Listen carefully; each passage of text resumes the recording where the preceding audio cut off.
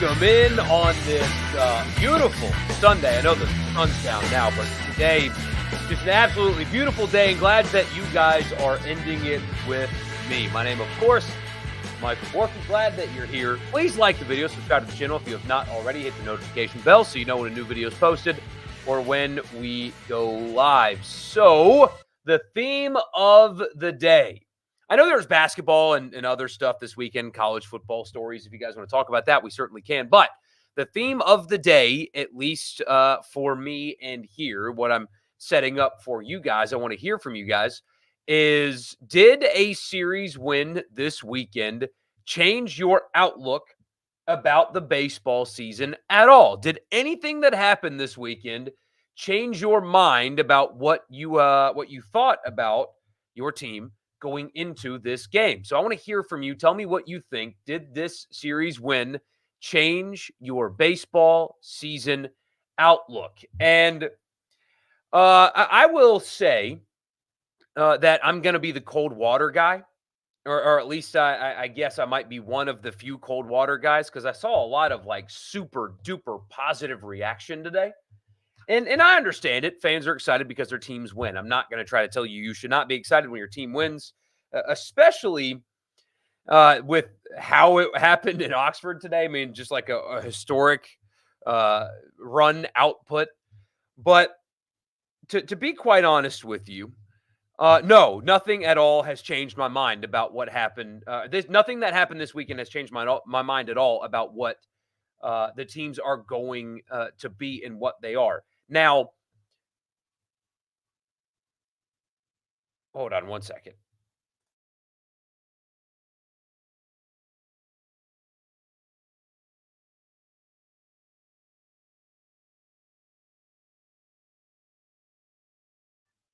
So anyway, sorry about that. I'll edit that out in the podcast.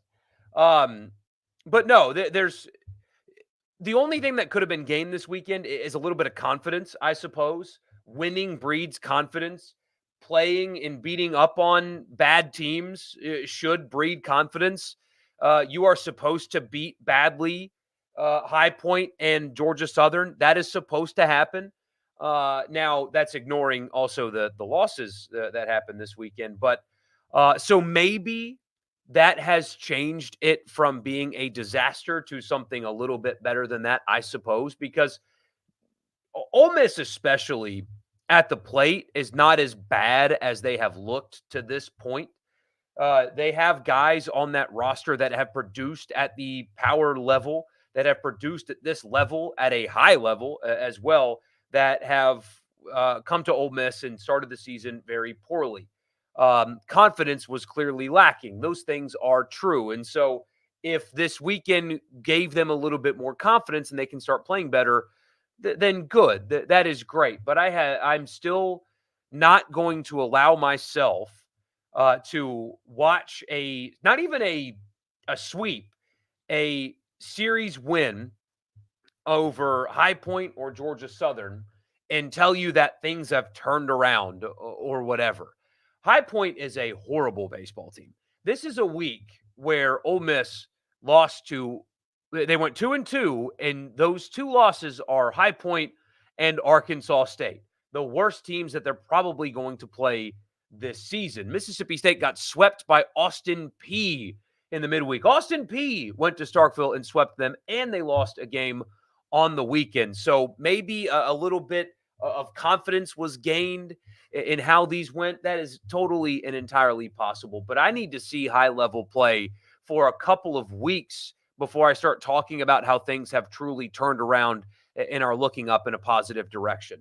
Until I see that, I'm not going to change my mind about a team setting up to underachieve because they beat High Point in a series. Not even sweep High Point, but they beat High Point in a series despite what today looked like. And they beat Georgia Southern despite what they looked like today. So maybe it's confidence boosting. Teams lack confidence. They get to beat up on somebody. If you're confident, it breeds success. Maybe that is entirely possible. But there's going to be an overreaction, I think, to what happened on the field this weekend. And I'm not buying that. I'm simply not buying that until proven otherwise. So that is where kind of I fall on it. That this series win did not change my season outlook for these teams. But if you guys think otherwise, then let me know because I'm glad you're here and I want to talk to you about it. It looks like my Pelicans are going to blow a 12-point end of third quarter lead tonight, so that's really fun. I'm looking forward to, um, you know, feeling dumb about that later. So, other than that, let's talk. First message: officially booking hotel rooms in Omaha. I'm delusional.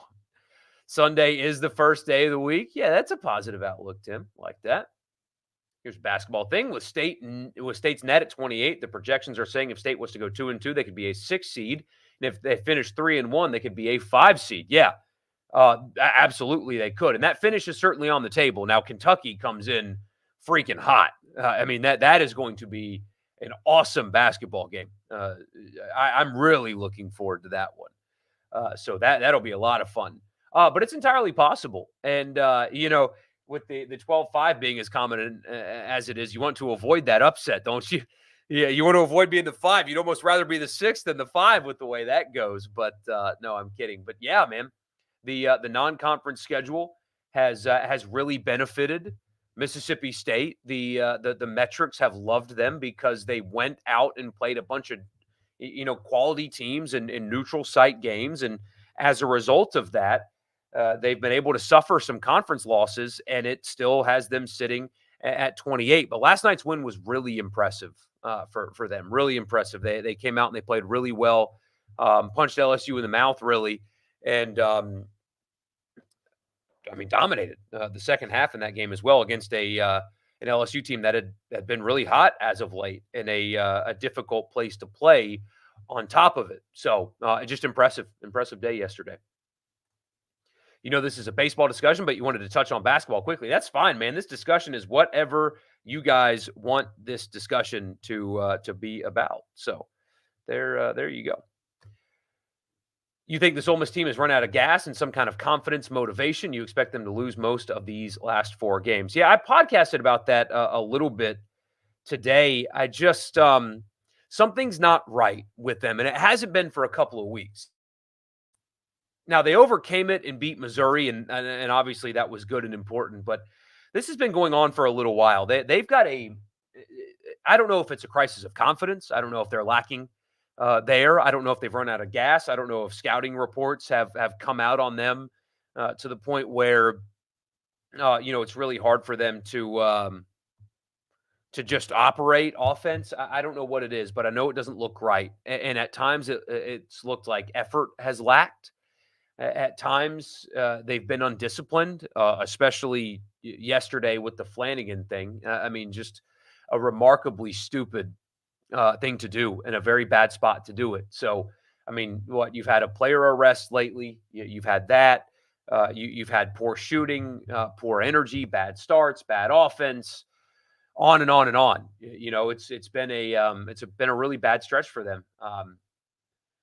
And now they have to win out to make a tournament thing realistic, and that doesn't appear to be very realistic. So maybe it's all of the above. I don't know what it is, but something is not right. They're not just losing games. There's more to it than that. I would love to know what that is. We probably never will, but it's more than just they're stacking losses. You can go all the way back to maybe the Auburn game as to possibly when this started. Because it's been going on for a little bit. So, how about the Rebs, Brandon? Thank you for the super chat, my friend. I know that you, knowing what you do, appreciated that fishing picture today. It was awesome. So, thank you. I appreciate you very, very much. But you say you don't care if it was a bad pitching staff. You'll take 25 points on a Sunday. Yeah, there was a lot of pent up energy that was. Not energy, frustration that was exhausted in a good way today for Ole Miss. I think they were able to knock some demons out of the park, it seems. As for Alan Flanagan, that move was unacceptable. Surprised you haven't seen any suspension by the SEC, but you'd sit him for an extended time. I have a feeling you'll get that announcement tomorrow. I had a buddy text me and say he wouldn't play for me for the rest of the season, and I think that would be just. I don't think that that's what's going to happen, but it's not only did you do that, which is egregious in and of itself. I mean, just walking up and just trying to elbow. I mean, that's a knockout blow, man. If you actually land that elbow, I mean, if you connect on that, I mean, think about what could have happened there if he connects. But on top of that, the timing of it, like that's something that you should never do. But the timing of that being in the second half of a must-win game against a team that I mean, you were dominant against in the second half and brought your team back last time you played them, and to create an early exit like that for yourself, um, if what my buddy said came to fruition, I think that would be just stupid on a lot of levels. You need to see more before you're completely sold, but it was nice to see the potential of this team. Yeah, I mean, Ole Miss's bats weren't going to be that bad forever. I mean, you weren't going to have over half the lineup hitting under the Mendoza line for the entire season. But yeah, I'm curious to see. And I don't think Iowa had a good weekend either. So I thought this weekend was going to be a good test for Ole Miss, but maybe not so much anymore.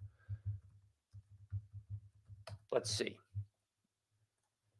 I looked earlier, and I don't remember honestly. So if yeah, they did not have a good weekend. This was a ranked Iowa team that so they beat Seton Hall to start the season, beat Ball State, lost to Lehigh, beat Loras. The hell's a Loras? Loras? Loras? That's a real place, guys. I'm not kidding. The Loras College Dewhawks? I swear I'm not making this up. The Loras College Dewhawks? They beat them 20-6. They lost to Auburn, Virginia, and Wichita State this weekend. They got swept this weekend at Iowa. So that was a ranked Iowa team that, I mean, Auburn and Virginia, especially, not bad teams, don't get me wrong, but maybe Iowa is not exactly the test that we were expecting them to be, because that's, again, my mind's going to be blown about this Loras thing for the rest of the day. Loras, maybe? Loras College? Loras College? The Dewhawks. What is a Dewhawk? Might as well. I'm already down here. What is a Dewhawk? It's not even a real thing? I'm on the Loras College website right now. The Dewhawk tradition dates back to 1924 when Loras College was called Columbia College, the Columbia football team under the tutelage of head coach Eddie Anderson. Who could forget old Coach Anderson? Was just coming off of a win over the Wisconsin School of Mines, later UW Platteville, followed by a stirring 7-3 victory over then powerful Co-Hawks of the Co-College. This is a real, I swear this is real. This is cracking me up. Columbia would next travel to Michigan to face the mighty University of Detroit. In a preview story for the upcoming game, the Detroit Free Press focused on Columbia's heralded win over the Co-Hawks. At the time, Columbia did not have a nickname, so the Free Press sports writer took the liberty of referring to the Columbia Gridmen from Dubuque as the Dubuque Hawks. Later in the story, called the Dewhawks. The name caught on, and the Detroit Free Press became the author of this controversial moniker. The following year, the Columbia Department of Athletics sponsored a contest to all students to come up with a snappy nickname for the varsity football team. Dewhawk was deemed unsatisfactory because it was imitating code too closely. I'm so sorry I'm doing this to you guys. And moreover, something absolutely original to the part of Columbia student is desired. So with a $5 prize reserved for the winner, the contest was open to the student body. The judges of the contest narrowed the list to 15 choices: Mariners, Rebukers, Colts, Centaurs, Comets, Bobcats, Panthers, Rockets, Terriers, Eagles, Spartans, Sentinels. It's a good name, by the way. Shout out to the movie The Replacements. Bearcats, Dragons, and Pilots, but the name Dewhawk was not on the ballot. The winner was, well, no one's really sure. Nothing more was ever said on the subject. The following year, however, the second issue of the school newspaper, A picture of the football team was featured with the caption, "The 1926 Columbia Dewhawks." So there you go. A Dewhawk is not a real thing, and it's the mascot of Loras College. That's who Iowa most recently beat in baseball. You don't think you can change your mind about this baseball team until they win an SEC series? That's kind of where I'm falling at this point. I mean, look, if they just start stacking win after win after win after win, then maybe you can start thinking, this team might have something. But I'm with you, and I know it's more of a cynical approach, and I know people don't particularly like cynical at the moment. But yeah, I think that there's way too much to prove, and it probably can't be proven until conference play starts. For Ole Miss, Friday was a complete disaster. Winning the series is okay, you guess. You want sweeps. It's really the way games 2 and 3 looked that's more encouraging. Yeah, I mean, flat out domination. That's exactly what it was supposed to look like against a team as awful as High Point is. It's supposed to look like that. So it's like when you beat up on an FCS team, you know, it's supposed to be completely and totally dominant in football. You're supposed to beat up on Furman. When you do, that's still a good thing because you did what you were supposed to do. So, but after week 1 of this coming football season, when Ole Miss plays Furman and State plays Eastern Kentucky, we're not going to react to what happened in the game at all unless there was a significant injury because that's what you're supposed to do, right? Either the only way we spend time on those games is if an injury happens or the games are close. That's it. So kind of like this, right? Starting to think the state basketball team is pretty sweet, maybe even elite. The only thing that concerns me is free throw shooting. Free throw shooting and then not having a consistent outside threat not named Josh Hubbard. That might get them in the tournament where they run up against a team that's got a handful of shooters, teams making some three-point shots and you just can't score with them. But, I mean, the tournament's all about matchups anyway. So, Iowa coming in Oxford next week, and they look disastrous. Their pitching is awful, and they've lost 4 of their last 5. Yeah, not going to get much of a test there. I hope you liked my mascot reading there. You honestly think the Ole Miss Bats woke up? We should know better this coming weekend against Iowa. Yeah, and like people keep on saying it, and it is true, right? It is true that the team itself at the plate is more talented than they showed to that point. Multiple guys that produced at the Power 5 or FBS level, if you will, to use a football term. Those guys that hit 300 plus in the ACC were not going to come to Ole Miss and hit 100 for an entire non-conference schedule, right? You knew they were more talented than that. My question is, though, if they were pressing, if they were lacking in confidence, why on earth? Like how does that dynamic creep in to where it basically looks team wide? Because they were bad in the field and bad on the mound as well. And I think on the mound they might just have issues. There might just be a talent issue there or a lack thereof. But when it comes to the plate, basically the entire lineup was pressing, as people say, or lacking in confidence. Well, how does that happen when you're playing Hawaii and Arkansas State and High Point?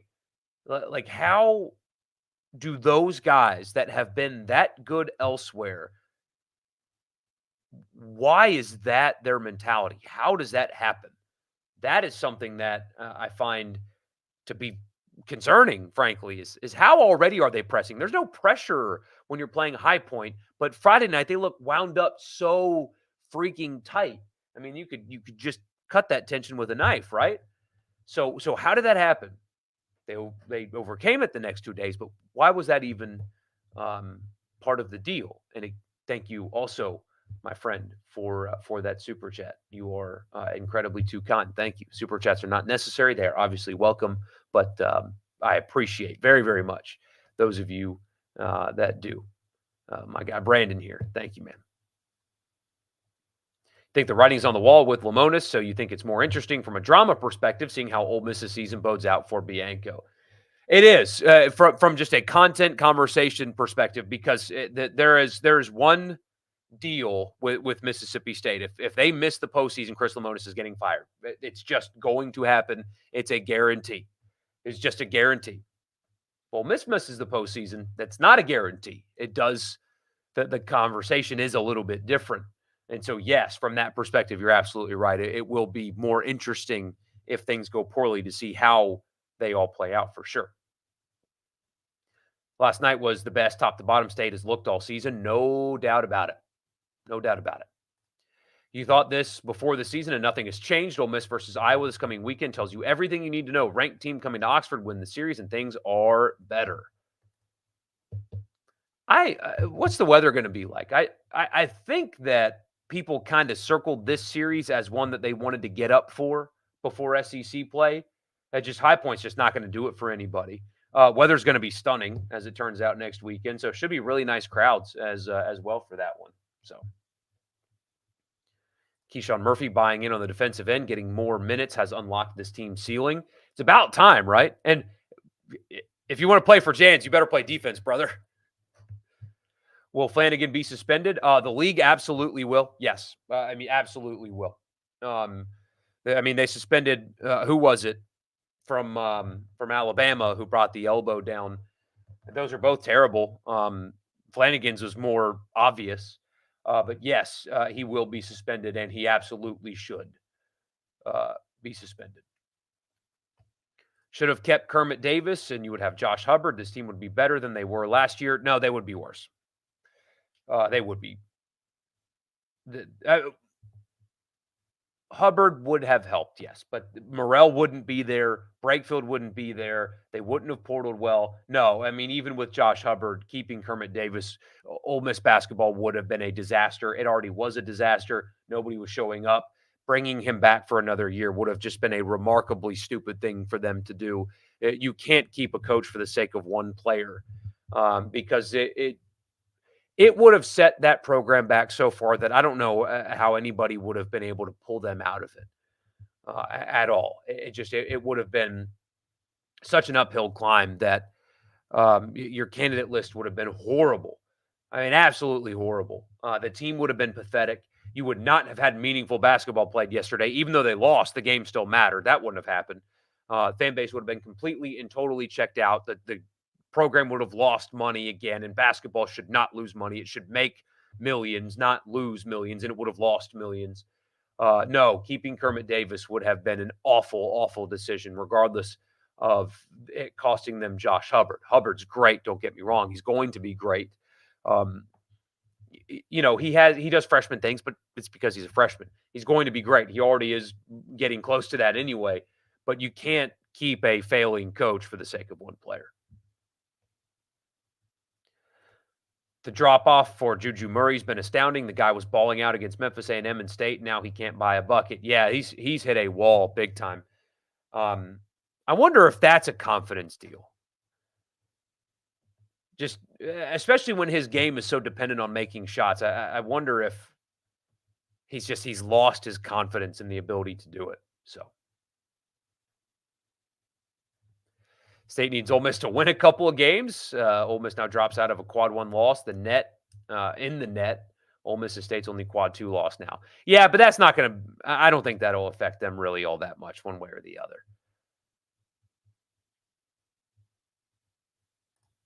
Still makes no sense to have a 12-5 play-in game, etc. If we're doing the play-in games, give them all to the 16 seeds. I agree with that.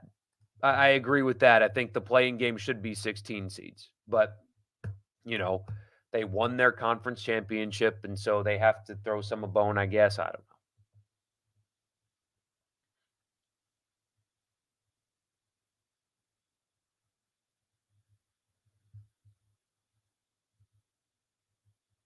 Yeah, I appreciate you being here. I do. But we're not in this on this little show. We're not, we're not about that here. So, we're maybe it's not the right way to do it. Maybe I should go all in on just one and all that. Maybe I should, but we're not taking We're not going to do shots like that on here. Um, just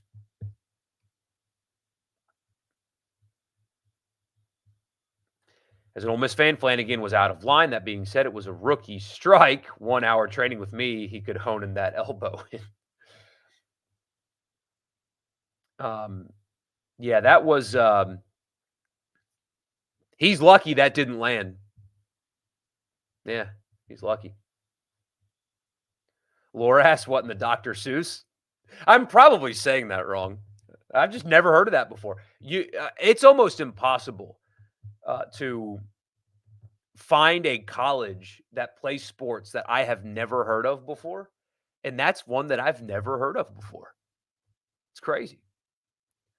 Ole Miss needs to not screw around in the midweek and probably take 2 of 3 from Iowa. They got to stack wins. Yeah, they got to get 4 this week. They've got to get 4. And look, if we're going to talk about them making the postseason, they've already got 2 awful, awful, awful losses, right? Like you can suffer one bad loss. Arkansas State is going there. I mean, they were picked to finish last in the Sun Belt for a reason. Those are 2 horrible losses. So Hawaii will be fine. Like splitting a series with Hawaii on the road, that's not going to hurt them. That's okay. They were 78 in the RPI last year. That's fine. That's not going to hurt them. But they've got 2 horrible losses. You really can't afford many more, and so they've got to get 4 this week. And frankly, I don't think they can lose either one of these 2 midweek games if we're going to talk about them actually making the postseason. Because conference play is brutal. I still don't think they pitch it well enough. And did you see what Arkansas did on the mound this weekend? So if we're going to talk about the possibility of them making the postseason, I think 4 at a minimum, and 2 of those 4 have to come in the midweek.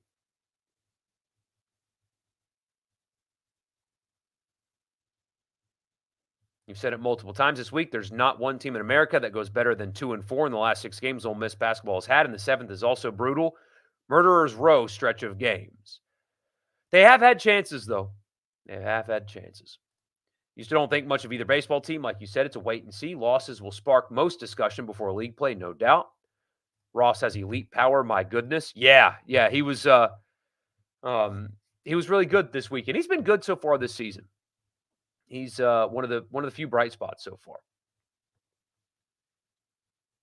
I think baseball finally found their offensive groove. Starting pitcher was good too. Here's my cynicism though, Connor, is it's High Point. And I hate that I'm doing that. I'm kind of like poo-pooing on a weekend that people are excited about, but you better look good against High Point. It's High Point. So, but that is encouraging. Like you said, Friday was awful. Quinn was terrible. Fielding was very bad. The bats were atrocious, non-competitive, and extremely concerning. So many balls in the dirt. Not to mention the crowd, mainly students' reactions to Luke Hill Friday and Saturday were testy. Yeah, they absolutely were. And I already podcasted about it. We actually touched on it on the radio show some yesterday as well. Look, I think that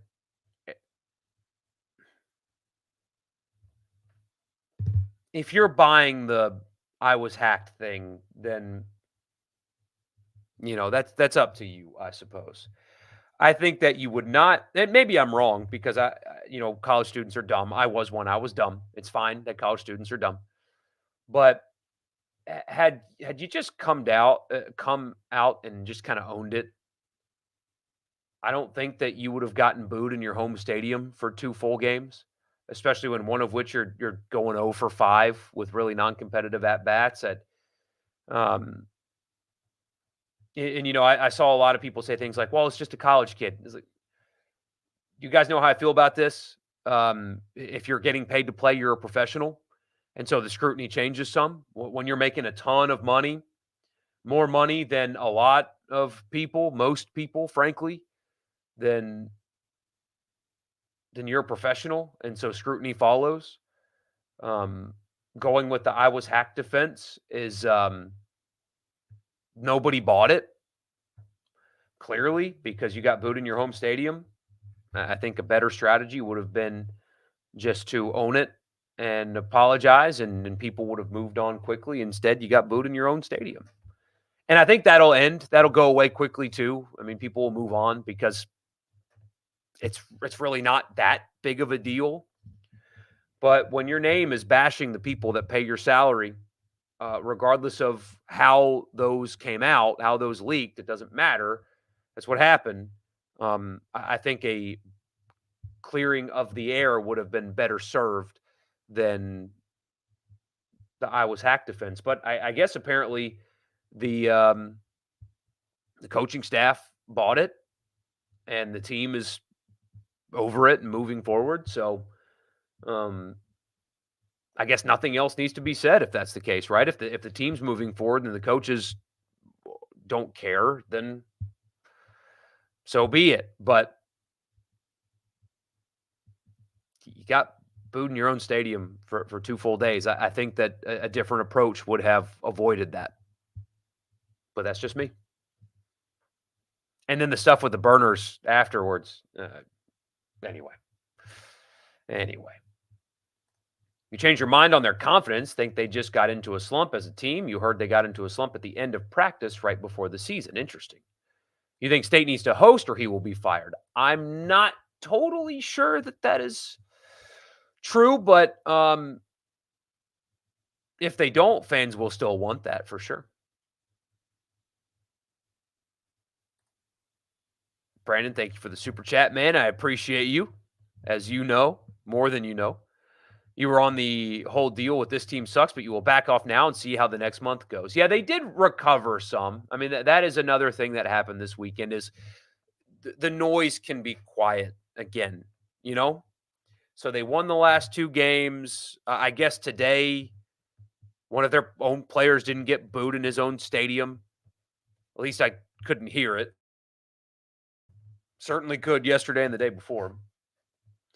So that kind of dies down and people aren't as wound up anymore. So maybe they can play a little bit looser this week.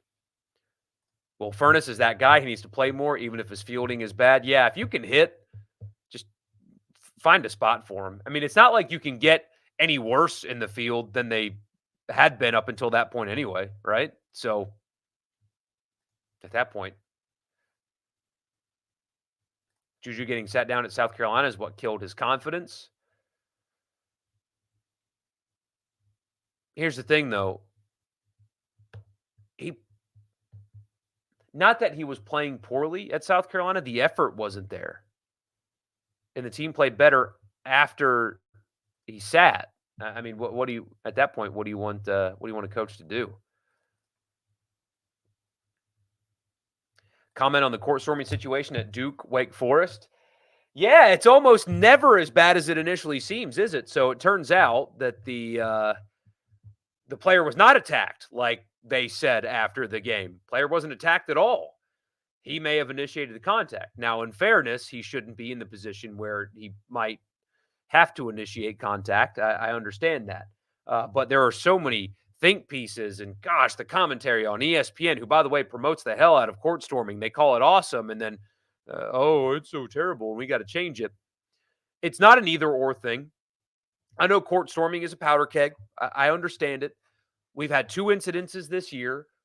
Caitlin Clark flopping, and then this. So it's not near as bad as the people that wrote about it says it is because we're such a knee-jerk reaction. We have this, oh, this is terrible. We got to get rid of it now. No, what we should do is find a way for that to happen safely. Figure it out. Whether it's you train security to have like I've seen this at other places where they have this rope that blocks off. They run out there quickly and they hold this rope to separate fans from players or something. You can find ways, you can explore ways to allow that to happen without outright banning it. And everything I read was we've got to end this. This has got to go. We got to ban this. Court storming and field storming is one of the great things that happens in sports. It's unique to college sports. If you've ever been a part of one, you will never forget it. It is an incredible thing. It's the scenes are amazing. It's so much fun. It's part of college sports and what makes them great.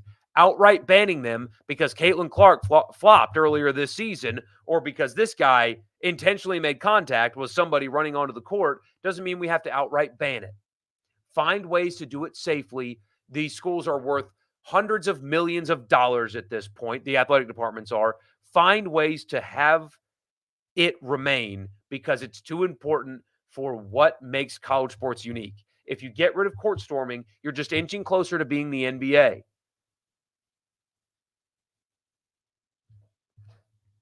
You think the play-in should be all 11 and 12 seeds. The 16 seeds won their conference. They shouldn't have to go to Dayton and play games most people won't even watch. What is the ceiling for state basketball in the tournament? All depends on matchups, but I mean, they can at least be a second weekend team for sure. If you were Chris Beard, your game plan this week would be just practice three-point shooting and no defense. Oh, man. There might be 200 points scored in this game this week. Ole Miss, Alabama. Might be 200 points. Ross's homer today went 455 feet. Unbelievable stroke. What station is the radio show on and what times? 3 to 6. And it's statewide, so it depends on where you are in Mississippi. So 12 stations. And again, it depends on where you are. And we have an app and a video stream and an internet stream. But just go to supertalk.fm and it will give you the station lineup and all that stuff. So appreciate you being willing to check it out. You expect Alabama to crush Ole Miss on Wednesday, especially after Nate Oates called out his team in the postgame? Yeah. Didn't Luke Hill's coach at Arizona State say some stuff about him when he left? Yes, he did. And Mike Bianco and Ole Miss players came to his defense but right before the season about that. They were asked about that at media days and talked about how untrue that was and stuff like that. But yes, his former coach at Arizona State said that they were better off without him in a press opportunity. Straight up. Did say that. Luke is lucky Realtree didn't end that deal with him. Does he have one with them? I don't know the details of who is funding his deal, but yeah. The Sunday crowd was not juiced for Hill like the first two games. Pair that with his improved play in game 2, and you think it's dying down some. Yeah, and as you know, I mean, people move on quickly from stuff, especially when it's your own player too, right? Like, if I'm being honest with you, this is just my opinion. You're free to disagree. You're free to call me a moron for thinking this. I think he kind of earned it. Anything beyond really the first game, especially the second game, would be excessive. Like if that continues to happen this week, I think that's bad form. But to be honest with you, kind of earned that. And you know, you get what you get, and now everybody should move on, I think. But I don't think that was tacky. I don't think that was wrong. I don't think that was inappropriate. Especially if, in fact, he is, which in his own words, he's getting paid to play. He's a professional. So if you're going to be a pro, you get treated like a pro. Pros get booed. It happens. How do I see State faring against Kentucky on Tuesday night? I don't think Kentucky's a great matchup for State because of how they can score, but it's on the home floor.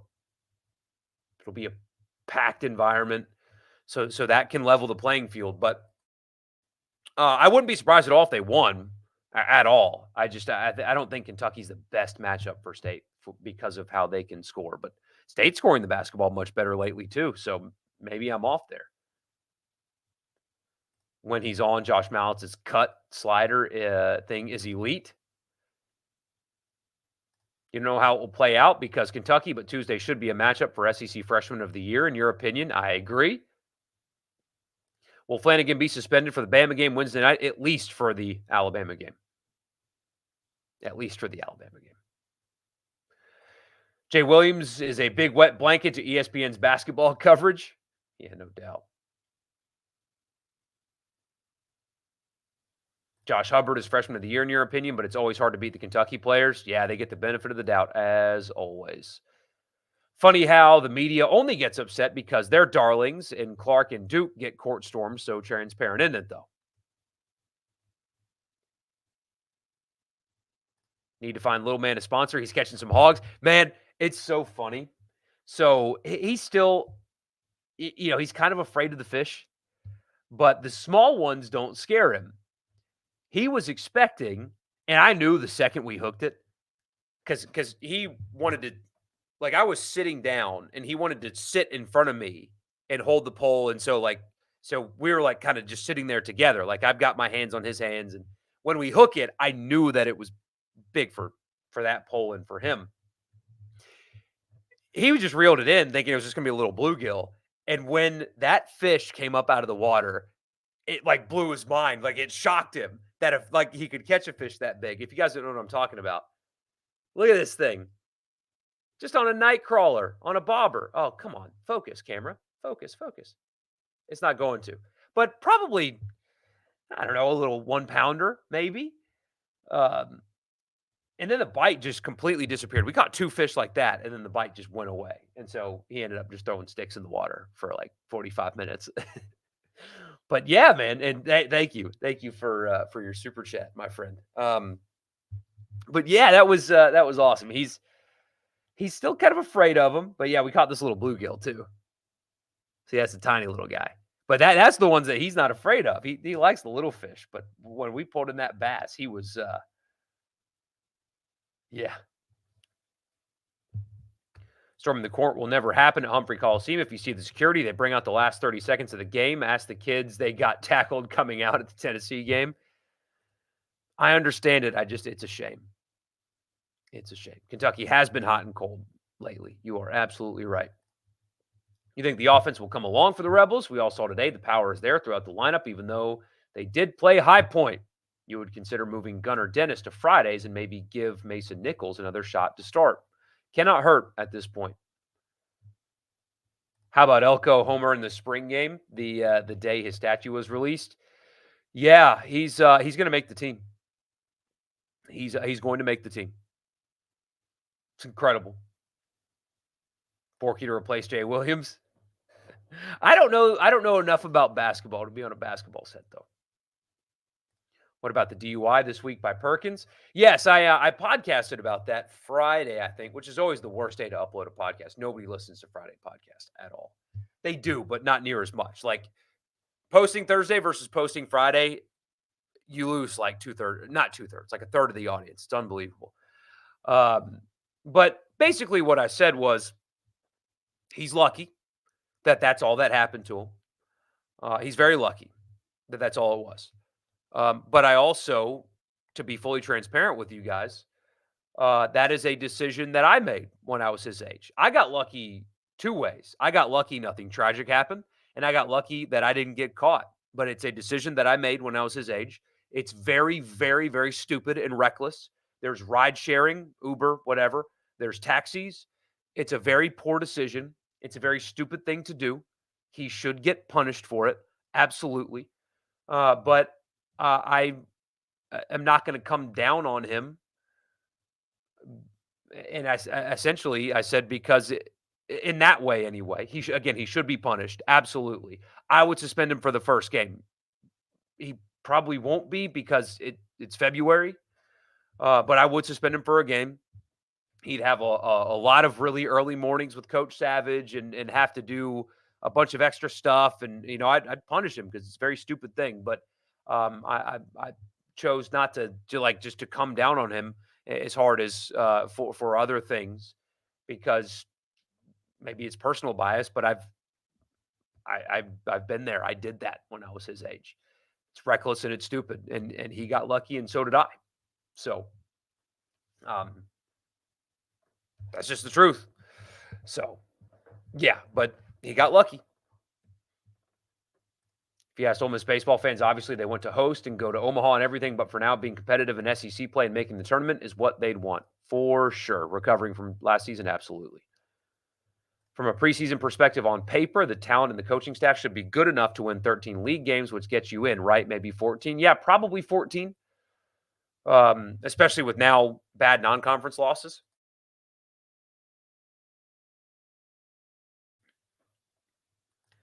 Yeah, there's no Ubers in Oxford on Thursday night, Friday night morning at 2:30 a.m., but he made a massive mistake, and he deserves whatever is coming his way. Yep. I mean, there's no way that there's not somebody that works for the department that would not come pick you up if you needed to be picked up. So, a guy from your high school passed away Friday from a drunk driving accident. It's sad that people don't think it can happen to them till it does. hmm And that's why, you know, um, that's why I keep using the word lucky because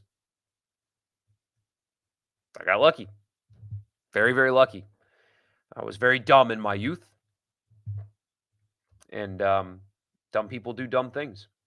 So, but I don't think it means he's a bad kid because he's not.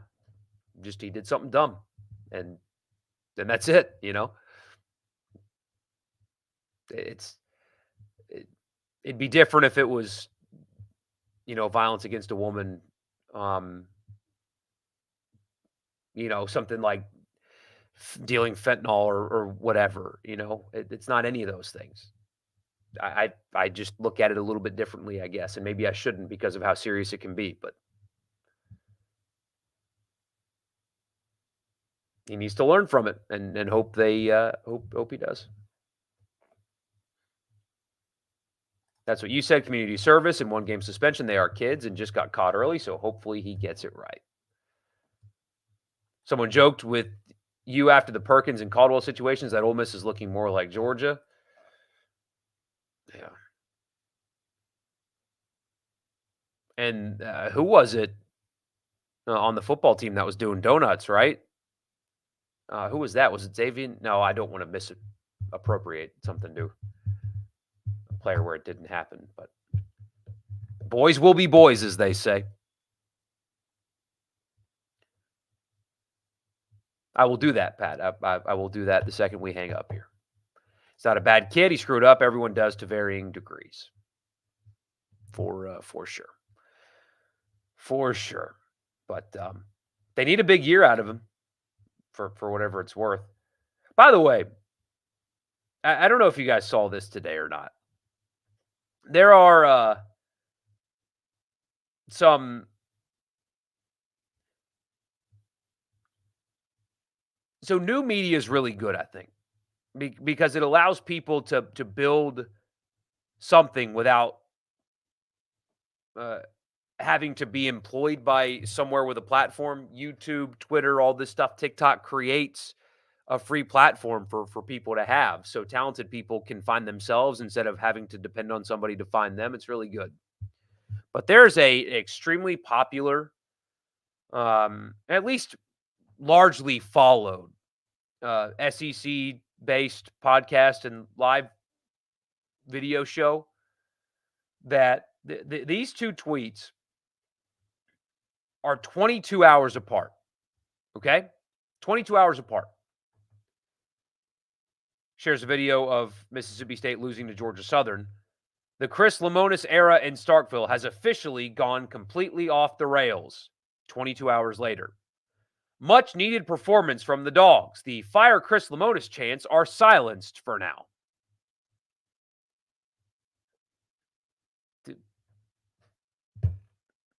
The 22 hours apart those are.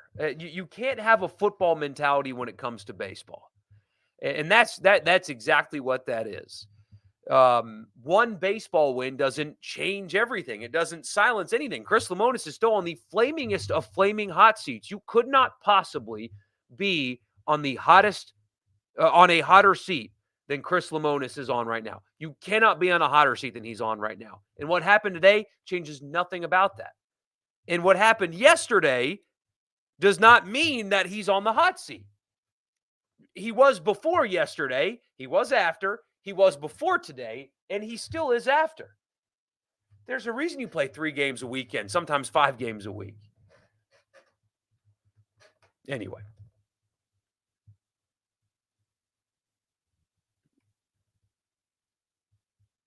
Yeah, okay. So it was him that got the doing donuts thing. Appreciate the super chat again, my friend. Thank you. You agree that he messed up, but haven't heard anything about a punishment and doubt we will. We will. Everyone that's young does stupid stuff. Yeah, no doubt. No doubt. No, they won't make his punishment public unless he misses the first game.